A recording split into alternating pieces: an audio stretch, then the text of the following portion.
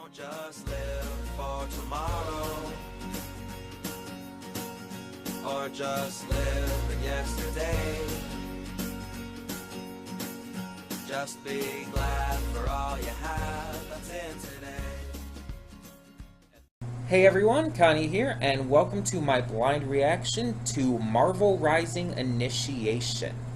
Okay, so this is something I've been really looking forward to. Ever since I saw the trailer, it's been really high on my list of things I wanted to check out, and it's finally here. Of course, I'm getting to it quite a few days late, but that's fine. I mean, I'm still getting to it, right? Now, this is a series of shorts. There are 6 in total, and this is basically paving the way to an upcoming movie.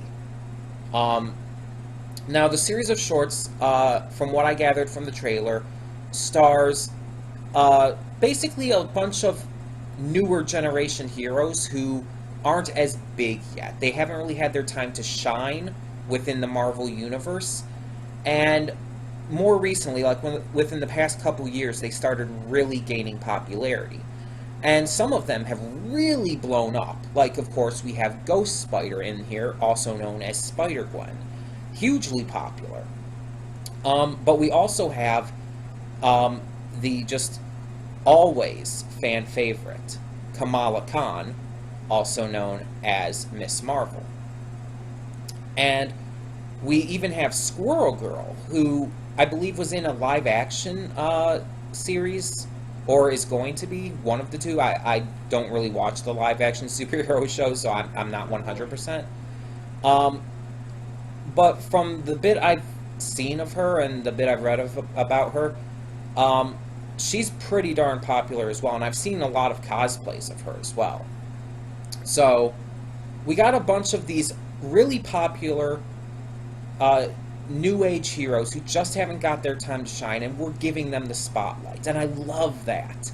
I love that we're moving forward and not abandoning the previous heroes. We're not like we're not like foregoing them. We're still gonna love the likes of Captain America, Iron Man, Thor, the Incredible Hulk, of course. But we're also going to put some focus on the newer ones as well. And I think that's a good thing to do, to have both. Because it allows for people to really get into these characters in ways never before seen. Because a lot of these newer generation heroes from the Marvel Universe are more relatable to kids and teenagers and just people nowadays. So when you have like Kamala Khan or Gwen Stacy or whatever Squirrel Girl's real name is, the kids of today can relate to them more than a lot of the more classic Marvel heroes. And that's not to say that there's no relations to the old classics, of course, but you get the point. Because a lot of these newer generation heroes were made to be more relatable and more connected to the modern day climate of the social structure of how our planet is going. We have changed as people, socially, and just in pretty much every way. We grow and we progress and we get better as the human race. And so, because of that, our heroes have to change too in ways. We can't just have the same heroes, we can't just have the same stories, we have to change things up as well, which is why they do stuff that doesn't always work, like the entire Captain America brainwashing thing with Hydra. Like, that was really odd, and people were not really too fond of that. But then they've done like other things, like having other people take the mantle of Captain America besides Steve Rogers, such as his best friend Bucky, or Falcon has taken the mantle, and stuff like that. And it's like, changing things up every now and again is important because it keeps the comics and the characters fresh.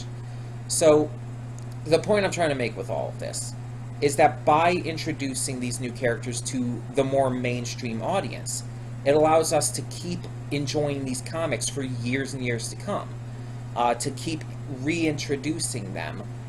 Even the older characters, we'll be able to bring them in a lot more ways, like or Captain Marvel, rather.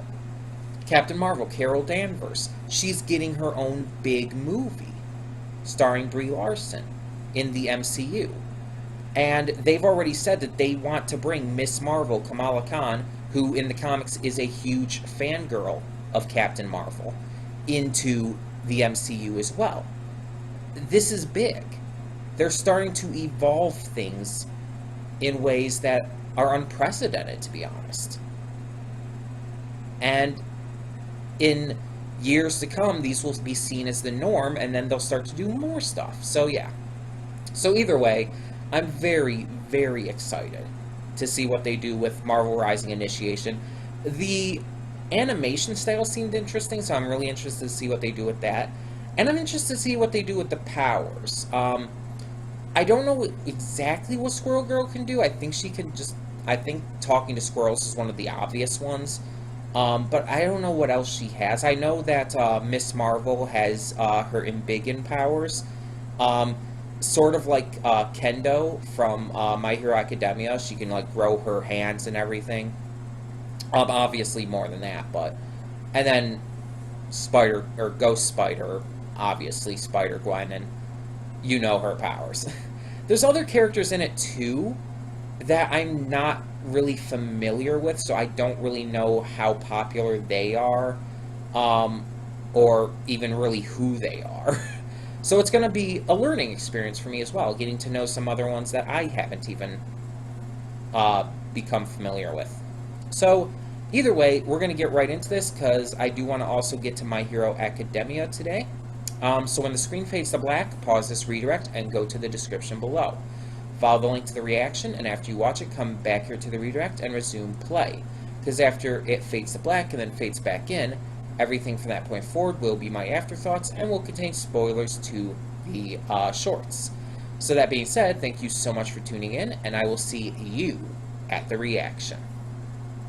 Okay, and we are back, and we'll begin with spoilers in 3, 2, 1, now.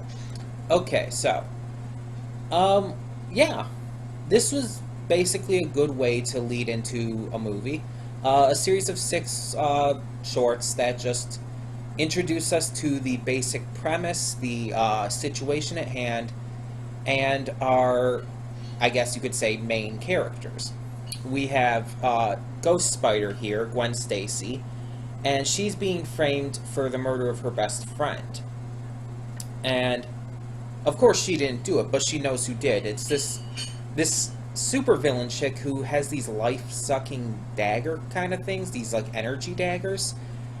Really interesting idea. I don't recognize the character though, like pretty much at all. So I'm not sure exactly where that's going, but I guess we'll find out in the movie. But then we have Squirrel Girl and Miss Marvel, who apparently are already good friends. And they are just trying to do hero work. They're trying to do what is right, what is best. They're trying to protect people. And their first thing in trying to do so is to capture Ghost Spider, because at the time they believe she is a criminal. But they are willing to give her the benefit of the doubt and hear her out, and it all kind of works out in the end. I really love their personalities. Like, they're Squirrel Girl and Miss Marvel are really fun. They're funny. They're teenage girls, basically.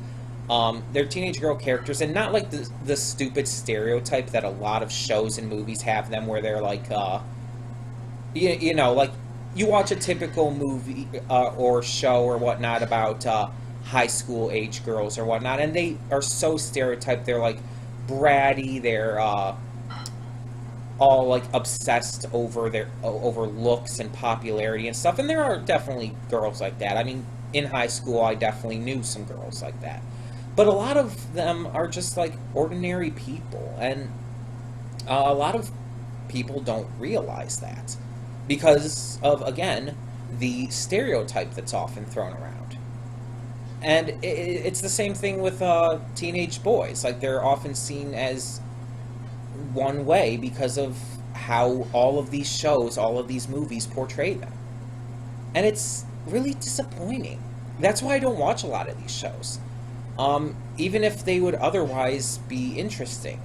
Because I don't like the way that they portray teenage characters in general. But then you have something like this, where they're portrayed as real. They have their own personalities, they have their own interests, and just everything about them is unique in their own ways, you know what I mean? They don't come across as these stereotypes, they come across as refreshing, as real people. When they talk, when they interact, when they maybe make mistakes and fumble around, you believe it. Because they're, as I said, realistic. And it's kind of funny when you think about it. It's a little bit ironic, as Alanis Morissette would say. The idea that the animated characters are more realistically handled than the live action characters, it's just funny. Like, all of these live action TV shows, all of these movies, all of them that center around teenagers, they always portray them so unrealistically. Like, you don't see, like, kids like that most of the time. Again, yes, there are some, but they're honestly the minority. Not all football players in high school are these dumb jocks who don't understand basic math and English and stuff. And they're not always trying to show off for all the girls. I mean, yes, sometimes they are, but I've known jocks who are extremely smart, nice, who volunteered in a lot of different school programs and stuff. And it's like you take one look at them and you would not even recognize them as a jock because of what the media tells us is how teenage male jocks act. It's silly. So I do really appreciate how they portray the characters in here. These are teenage characters. We have Gwen, we have Mary Jane, her other friends. We have Kamala, we have Squirrel Girl, whose real name was only mentioned once and I already forgot what it was. But they're these teenage characters. Even Patriot, I believe, is a teenager, from what I've gathered. And they all act like teenagers. They talk like teenagers. And they're not perfect by any means. None of them are. Even Patriot, who was probably the most, what's the word? I guess just the best trained because he was trained under Captain America. Even he made a couple mistakes, such as letting his guard down during his chase and battle with Ghost Spider. He let his guard down a couple of times. And he kind of underestimated her in a couple of spots as well. And it shows that he's not infallible. He's not perfect. So I like it when they do that kind of stuff. I also like the idea of this story. Yes, the entire, being framed for murder thing happens like in all of these different shows and all of these different movies. It's a very common trope. But the way it's handled here, even though this is just a series of shorts and altogether is about 24 minutes, you sympathize with the characters, especially with Gwen. Like, this was her best friend, and after what happened to him, like, he literally died. He was killed, murdered by this other woman. Yeah, you feel for her, especially with the fact that she's being blamed for her best friend's murder, that she's being chased around by the New York City police, and now the higher-ups as well, being chased around by superheroes. Yeah, of course she's going to be really upset by this. And it's just, you really sympathize with her because you get it. You understand why this would be so painful to her. And it's like, it just makes you understand the character's motivations more on why she's so insistent on doing this on her own, because she feels like it was her best friend. She needs to avenge him in a way. So that's really how she's thinking here. But unfortunately, she can't do this alone, especially when she's being framed for it. And I think by the end of this, she's coming to realize that a little bit. By accepting the help from this agent of S.H.I.E.L.D., she's accepting that, yeah, she can't do this alone, that she needs to be able to learn to rely on others to help her when she needs it. Because it's a big issue. It's dealing with murder, some mysterious evil villains,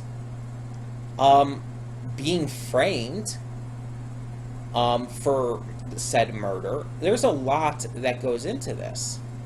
And so it's been really heavy on her. So I understand why she thinks she has to do this on her own. But at the same time, I don't agree with that. And it's clearly meant to show that. Because, again, as it goes on, you see that she's starting to listen to others a little bit. She starts to listen to Squirrel Girl and Miss Marvel, and she even puts enough trust and faith in them to be able to tell them what happened, and even be willing to prove it by showing the friendship bracelet. And you see that she's willing to... She didn't have to approach the agent again, but she was willing to, even though it could have been dangerous, could have been a bad idea, she was willing to do so in order to find answers, in order to find out, okay, why did you do this for me after everything that has been going on? And it's like, she was willing to listen, and she got some tips, and that's great. Now, as for the movie, I don't know exactly when it comes out. Maybe I can check that right here. Let me see. It's called Marvel Rising Secret Warriors. Let me see if I can find it. I think it's later this year. Okay, it just says late 2018. So I guess there's no, like, straight up, like, hammered in date yet. Now, I want to see some of these other characters here. So we have, I'm trying to see some of these voices specifically. I don't recognize any of them by name, any of the voice actors, except D. Bradley Baker, who's in pretty much everything. But I specifically wanted, and it's not showing it in this listing, I specifically wanted to find the voice actress for Mary Jane.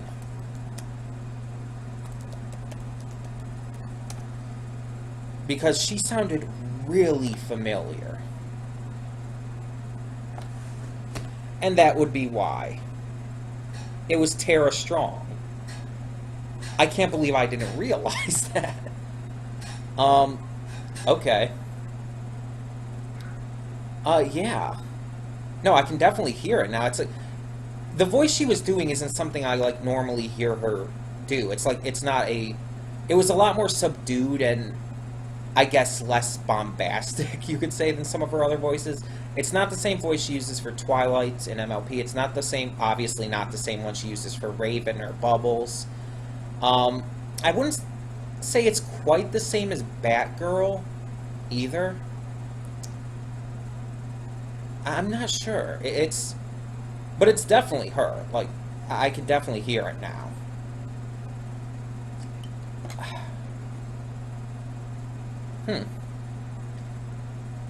That's cool, though.